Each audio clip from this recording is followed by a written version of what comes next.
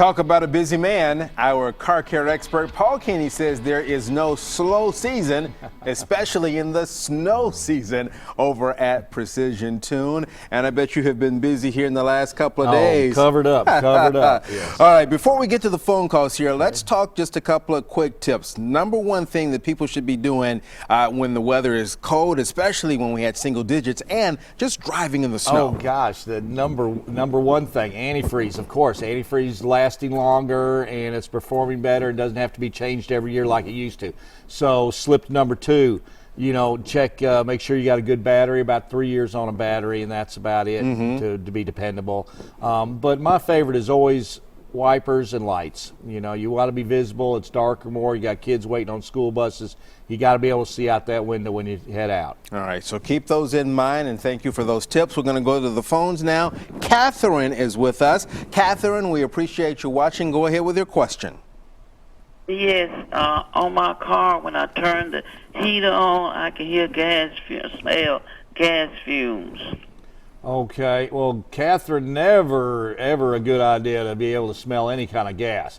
The fact that you're turning your heater on and you're smelling it, it's probably because it's taking that outside air in, which the air intake is at the base of the windshield or the back of the hood there. You probably have a gas leak, and you need to get that checked out for sure, because that is a potential fire hazard, of course. So get that looked at real quick. In the meantime, run that heat with the recirculation. That will take only the inside air and will reduce the fumes, but keep that window cracked and be safe, Catherine. Okay. We have Karen with us. Karen, thank you for watching. Go ahead with your question, please. Good morning, Karen. Yes. You are on the air. Go ahead. Okay. When I start my car and it heats up, my heater will blow hot air, and then all of a sudden it'll blow out cold air. And I was wondering if that had anything to do with the antifreeze. Absolutely, Karen. Your antifreeze is probably low, and when you heat it up, you've got a little bit of hot water moving through there, and then it hits a little bit of an air pocket, and that heater core, which is inside the dash, which is where your heat actually comes from, will cool off instantly.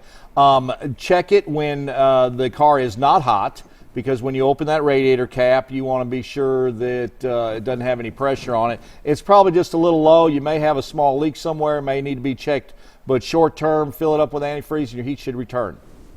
We have Ricky with us. Ricky, thank you for watching, and go ahead, please. Good morning, Ricky. Good morning. Yeah, you're on the air. Go ahead.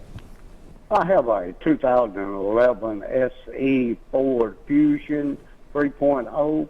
and I'm wanting to put a fuel pump in it myself. If I install this fuel pump, will it have to be reprogrammed or anything, or will it just be a matter of me reinstalling the fuel pump? And what year did you say that was, Ricky?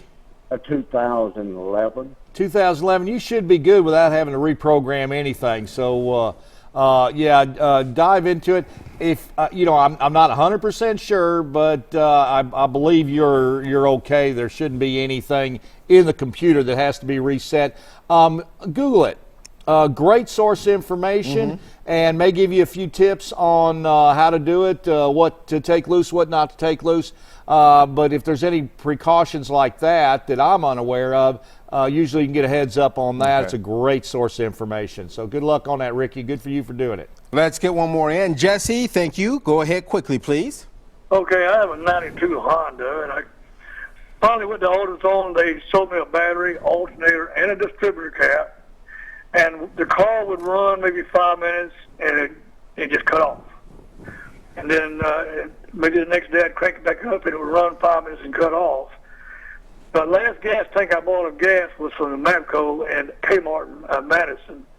And I'm just looking for an answer. I can't seem to come up with one. Okay, all right. First thing you want to know, if the gas is bad, usually it's bad. It doesn't run for 5 minutes and then shut off. When you said you bought a distributor cap, did you buy a distributor cap or a whole distributor? Just the cap. Okay, they have problems with distributors. They get hot, they have transistors in them, they shut off. The thing to do is when it shuts off, pull one of the spark plug wires, put a screwdriver down in it, see if you're getting any spark arcing out of there. Now, there's two ways of doing that. You hold that screwdriver down or you know, just watch for it physically. But find out fuel or fire. Okay. As always, great information. Thank you for being with us today. Lots of great answers. Yeah, it's always fun. Hey, you will find Paul and his team at Precision Tune, the location on Murfreesboro Road.